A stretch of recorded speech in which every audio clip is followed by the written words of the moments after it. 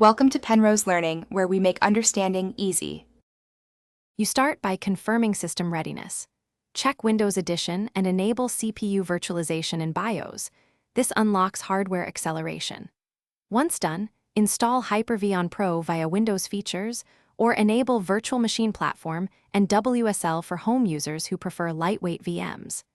Download the Guest OS ISO now and decide resource limits, allocate disk, RAM, and vCPUs based on use. Make sure to reserve headroom so host performance stays stable. These initial steps get you into the VM creation flow quickly.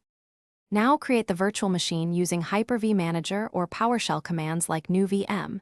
This gives precise control. Attach the ISO to the virtual DVD drive and set boot order so the installer runs first.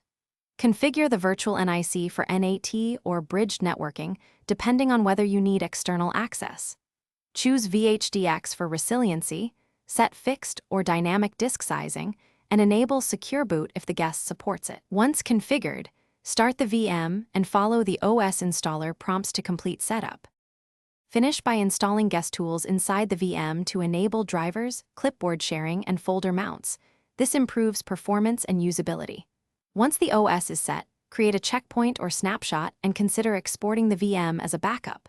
If things go wrong, check common issues. Ensure virtualization is still enabled in BIOS, verify secure boot compatibility, confirm the virtual firmware settings, and validate the ISO checksum. If startup fails, power off, recheck resource allocations, and retry booting with a different virtual NIC or storage controller.